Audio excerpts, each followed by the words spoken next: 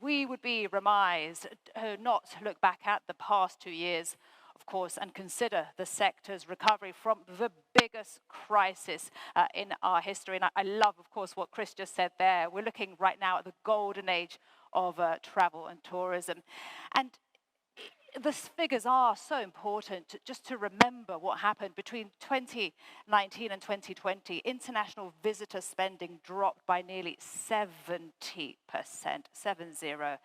And however, the future is looking brighter and our sector is forecast to grow significantly over the next decade. And as we heard from Julia, international spending is expected to reach 2.36 trillion by the year 2030, that's US dollars, of course. And in the next panel, which is getting ready over there, we'll be discussing lessons learned from the crisis and consider how the global travel and tourism sector can recover back to levels beyond 2019 and beyond. And I'm sure Richard is really optimistic about this recovery. And it is time now for your panel, Richard Quest. Thank you. Enjoy. Where are you going on holiday? I live in Turkey, the new name. My next trip is going to be there, in the south. Excellent. Yes, Mardin.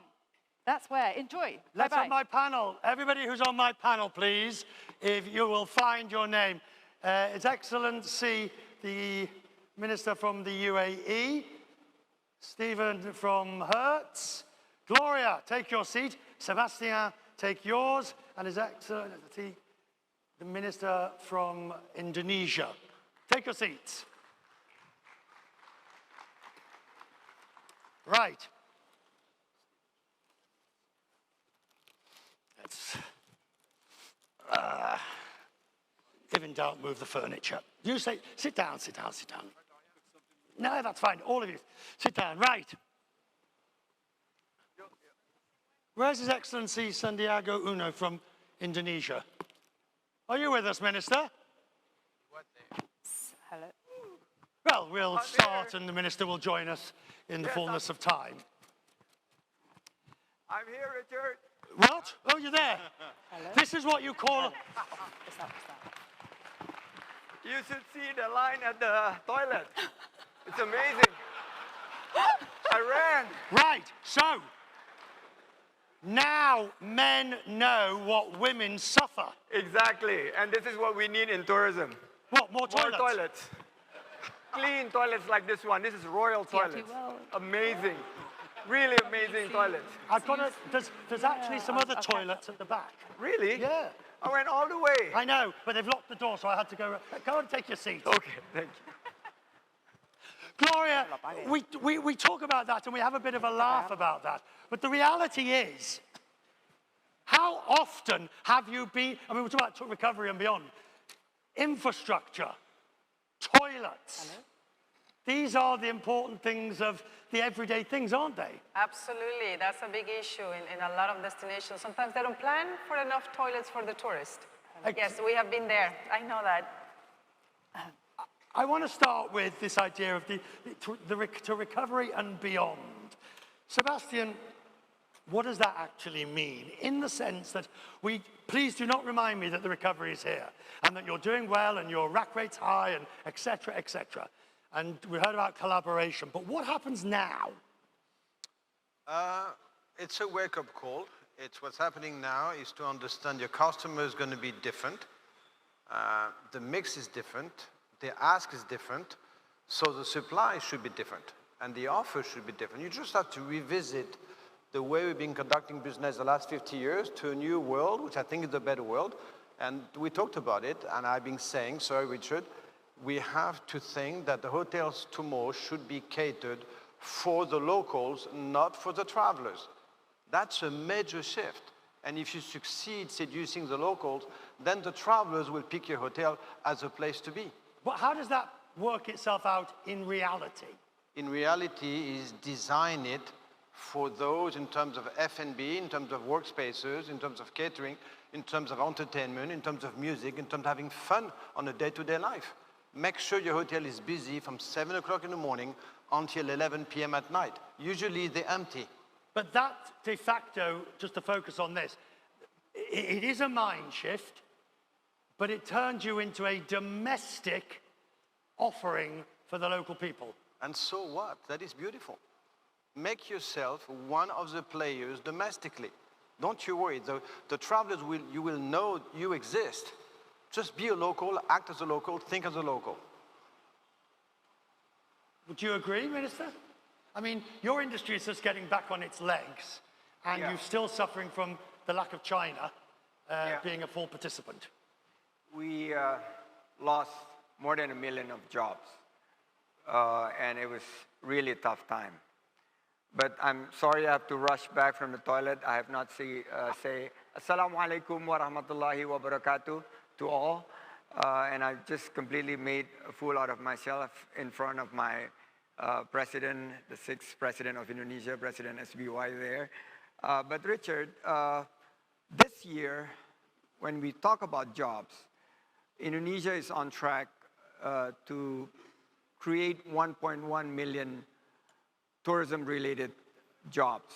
And that's the strength of the domestic tourism, because we still don't have China back in the picture, but more than 800 million movement of domestic tourists have been able to create the much-needed economic opportunities and jobs. Right, but is it as simple as just flicking the switch? What do you have to change to accommodate that?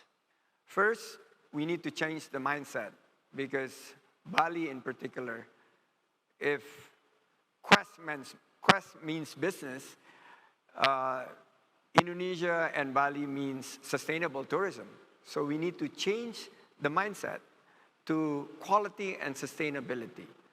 And the new trend of tourism, which is more personalized, localized, customized, yet smaller in size, but better revenue. This year, we're creating $4.3 billion of tourism revenue, which is 3 times more than what we expect, with only a quarter of foreign tourist arrival. This is very difficult to do, because traditionally, you would, in the old days, when the destination was the purpose, all you had to do was put up the property. And essentially, if the beach was there, you were fine. If the sand was there, you were fine. If everything there, you were fine. But now, Stephen, you have to factor in what the minister says. Well, I mean, the essence of what we're talking about here is the beyond. So what's the future? The future, to invite the kind of tourism that the minister is talking about, is infrastructure. You need infrastructure in the various markets and countries, whether it's an airport that can handle the kind of traffic that you'll have, or even in our business, you need to have charging networks if what you want is electric vehicles that are going to get rented. You need to build infrastructure that is accommodating and inviting of the populations that you want to be traveling around. Whose responsibility is it to build the infrastructure? Well, I think this is the point at which there is public-private cooperation and engagement that needs to go on, dare I say collaboration, but there needs to be a level of cooperation such that you're guiding people, in the direction it must go. It's not going to be one or the other. The truth is, for the private sector alone, the infrastructure that's necessary is too expensive. It's prohibitively expensive in terms of the investment that needs to be made. So if you're going to serve a broader market, government needs to step in and make this kind of investment. Your government, step up. First of all, thank you so much for having me here. Just speak. It'll... I think what's very important as well to think about what are the future tourists going to be. So what type of infrastructure we're looking at. What you said, Richard, is you have a destination, you're going to have a booking. But I think, going back to the last panel, I think it's important to think about sustainable tourism. And the future of infrastructure will really depend on that sustainability of aspect. The youth, there was in His Excellency Al-Khatib speech in the beginning, spoke about the youth. The youth is very smarter now, thinking about what part of things they want to be part of, which part of, for instance, a hotel that has accessibility to the local market, buys their fresh groceries or apples from the local farms. And this is the aspect of infrastructure. So when we go with the supply chain, it depends then as well on the infrastructure of supply chain, where you're going to get it from, how are you going to bring it in? Is it how many CO2 emissions you're going to produce? That's the infrastructure of future tourism going to be. So that's the infrastructure side of it, which is sustainable. But then you have for want of a better phrase, the product side of it, what you deliver. And now it becomes difficult because you, Sébastien, you have vast assets. How do you teach an elephant to tap dance? Trust the guy who knows best. He happens to be a Saudi in Saudi, a Qatari in Qatar, and a Mexican in Mexico. Trust the guys. They know much better than I do. Let them ask. So it's, seriously, it's, we're delegating now power to a lot of people who have the knowledge. I just want to say something, because I said it 2 weeks ago, but I was at Al Diriyah this morning. I've never seen, sorry for United Arab Emirates, you close enough. I've never seen a country, never ever in my life, and I'm 61 years old, where you have a leader, a plan, expertise, financial resources, a timeline, 100,000 Saudi to be trained. It's mind-boggling that within 10 years you can build what's being built here. And I wish we can replicate that in many other countries, and which is why I'm traveling. I'm leaving the doom and gloom of Europe and finally coming to the Middle East, coming to Saudi, coming to the UAE. Finally, you guys are teaching us a lot of things for the last 10 years. Right, well, I obviously, because of my job, need to put the other point on, the question on this, which obviously comes down to a single leadership that is able to implement policies that simply would not be possible. And if we look at your country, sir, yes, at the moment, where you're about to get gridlock government for the next 2 years, and essentially the presidential election has begun now. By the way, I will put this to the Assistant Secretary for Commerce later. It's not possible. They are you're playing two different games here. Well, I think you speak to politics of the moment. You know, if you go back and talk about kind of local initiatives, people who know their country, you can go back in the United States to the 1950s when Eisenhower built the interstate highway, okay? And suddenly you had Americans in the United States who were traveling to parts of the country they hadn't traveled before. This is not even to get on to whether you were inviting of other cultures and other populations to come and travel in the country. So it's dangerous to speak to a moment, a political moment in time. I think you need to look at the long arc of history, and what you're hearing, I think, has played out historically in countries like the United States. Let me comment on something, Richard. I don't know if you can hear me. Yes, I think what you're saying, yes, we have some challenge in some governments and some transitions, but when there is political will, it can be done. It can be done. So why isn't there political will? Let me give you one example, and I think I agree with Sébastien. You need to have leadership, vision, and resources. And yes, you don't find that in multiple countries around the world, the vision, the leadership, and the resources. But there are so many countries that they have had it. I was very fortunate to have that in Mexico with President Calderón, where he was able to gather the Congress, the governors, everyone. We had a national agreement, and everyone was working exactly in the same goals and the same plan to recover from the crisis and to break new records and accelerate not only the recovery, but the transition of the sector and create the foundation, by the way, that has really taken Mexico to another level. Now, you are right. Then we have some challenges and different governments here, as Sébastien said. The transformation that is happening here is out of this world. It's different. We haven't seen it. But it is possible. There just needs to be political will, not agendas. The problem is that we have a lot of individual agendas. I want to talk, since we're talking about beyond, and I know, Stephen, you have thoughts. Business travel. Now, under the UNWTO's definition of tourism, with satellite accounts or whatever it is, which I've never understood to this day, we're all tourists in a sense, but the traditional business travel, they said it would have gone, or it would be 50 to 60% reduced. Yeah. You're laughing. Well, I'm laughing because I think, like many things, you know, the obituary that was written on business travel was way premature. You know, there's still a very strong desire, and in some sense, no substitute for human engagement. And it's proving itself out, and we're seeing that recovery play out in travel across almost any business that you could talk to in this room.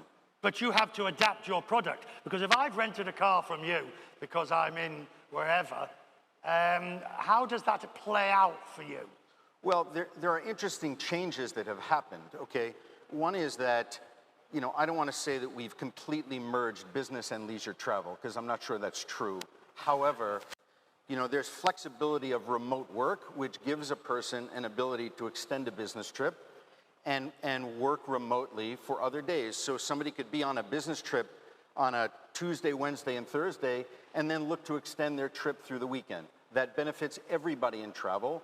And the ability and the flexibility to work remotely has changed that dynamic. The acceptability. Sebastian, it's the acceptability.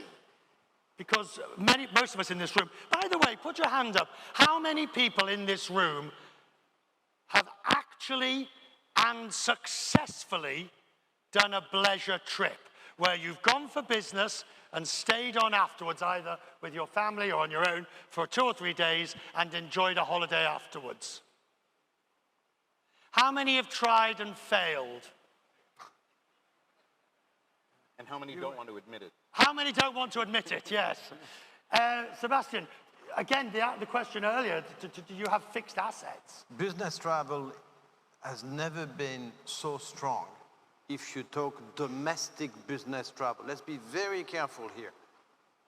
If you go for business less than 4-hour flight, 4-hour train ride, it is as strong today as it was in 2019. Don't Really? go short, as strong.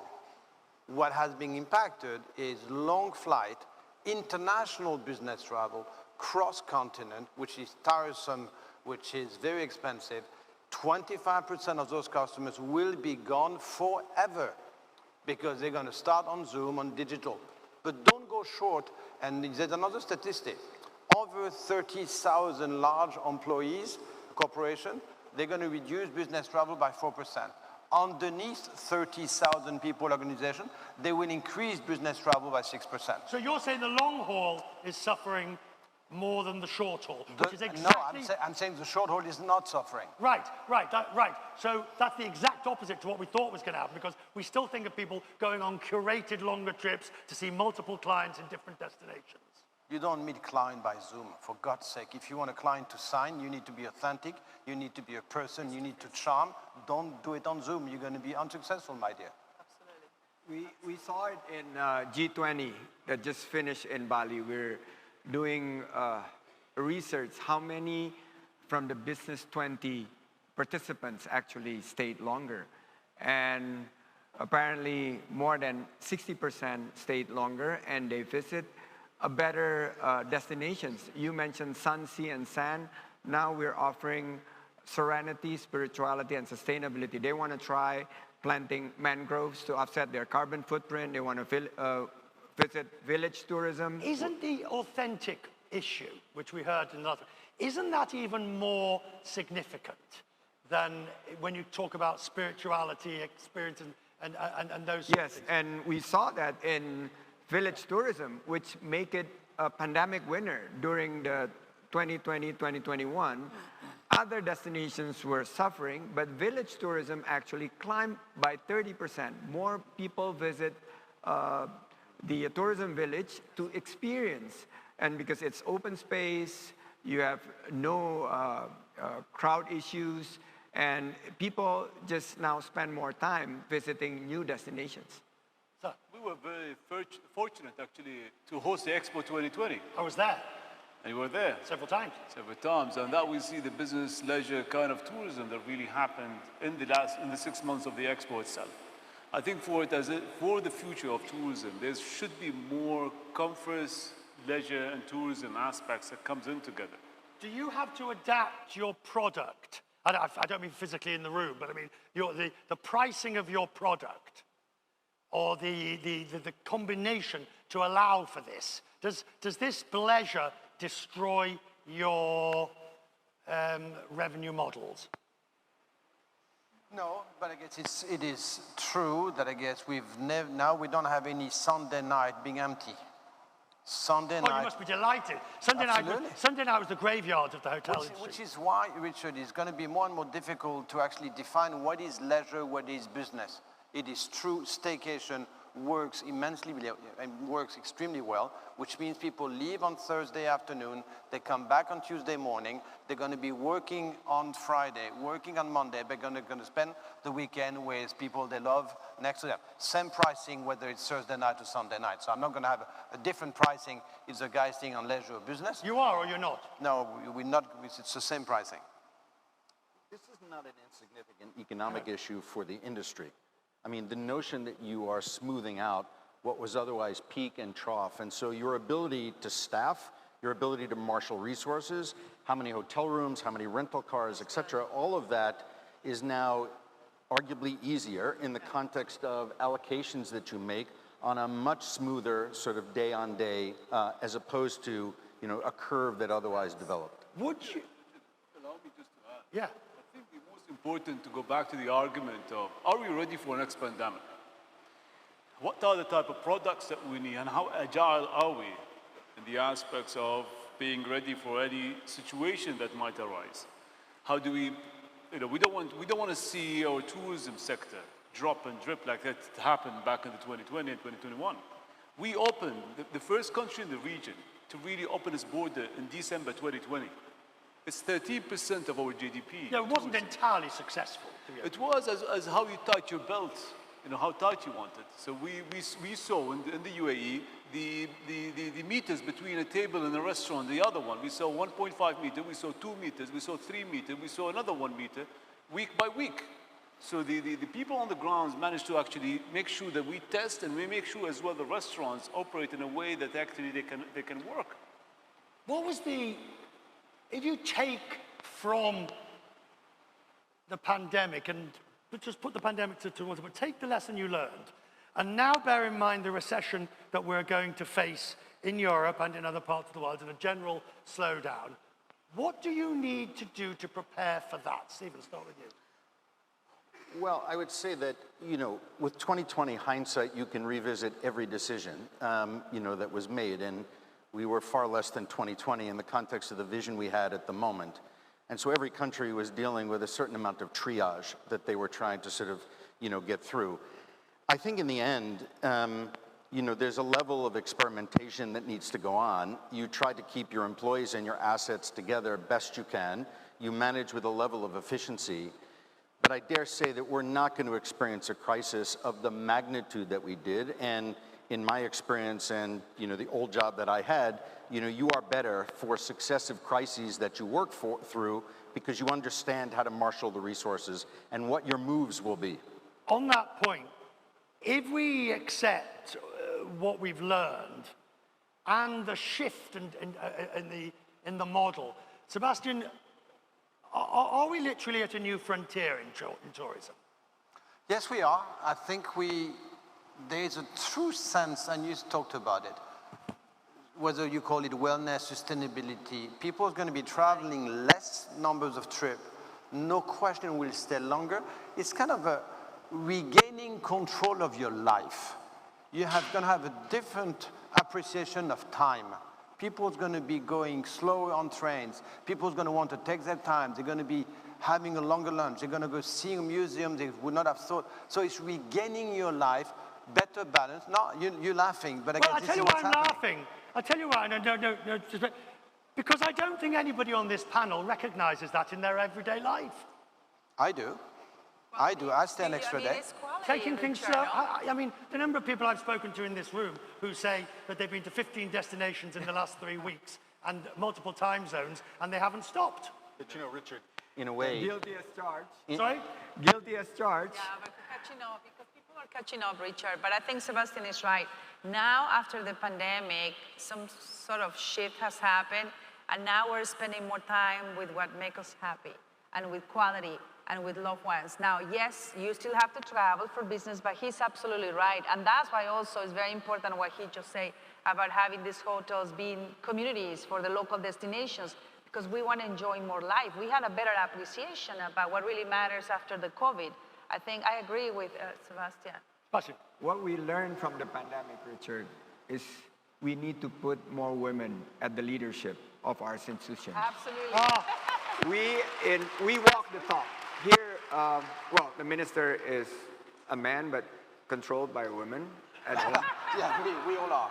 We all are, we just pretend. But we walk the talk. 4 out of 7 deputies are women. And this is what Bali declarations during the G20, what we said, that tourism and travel needs to put women in the leadership positions and more participation from young generations. Hang on. I'm not going to let you get away with this. Because a generic... Who decide where to go on your vacation? No. It's the women. A generic... 70% a generic statement of that we need to put... travel and tourism needs to put more women into leadership roles is great as a generic statement that will get you an applause. No, but we need to get However, we need to get a plan. how do you make it happen?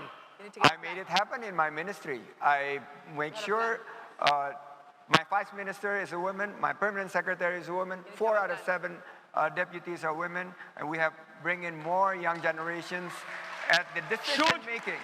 So should we replace you with a woman? I think the next minister should be a woman. There you are. Final question to the panel. We talked about experience. I think he's just talked himself out of a job. We've talked about it. He certainly made news. Yes, quite. Yes. I'm going to leave next week. No, he's not leaving yet. Final question to the panel. We talked of experiences. All right? I've got my magic wand. I can grant you one experience in the world. Anywhere in the world, something you've never done, have a weekend with the family. No, something you've never done that you would like to do. If I can grant you that one wish, what would it be, Minister? See the whales? See the whales. We'll invite you. Who in here can help him see the whales? We will there we invite are. you to go to Mexico. I've granted your We will wish. invite you to go to Mexico to see the whales. I would go to the 5 destinations on display in the room out there. I mean, I think that there's uncharted territory in this country that's certainly worth exploring. She can help you do that. We'll help you there as Yes, well. We'll indeed. make a tour for you to go all the destinations. Gloria. I'm going to have actually my wish. For 7 years, I wanted to do this river cruise in the Christmas markets for whatever reason that I love. Where? Finally, I'm going to go from Switzerland to Amsterdam. These river cruises. Christmas markets. The Christmas markets. I've just come from Vienna. They're magnificent. Excellent. That's my wish, and I'm going to finally do it. So it's good. I've granted it. Hey, I'm doing well here. Thank you. That was pretty good. Easy. And it hasn't cost me a penny so far. Excellent. Sébastien. I've been thinking, I have no idea, except I always dreamed to be an architect. So I would love to spend as much time, a week, a month, alone with an architect. Sorry? An architect. I always wanted to be an architect. So I want to be invading the brain of a famous architect, to be next to him and learn from him. Traveling with an architect. Yeah, droning with an architect. Which city's got the best architecture? Italy, France. Probably I love Singapore. Interesting. Of course, Great building in Singapore. I'm sending you to Singapore. Yeah. Minister, well, former minister.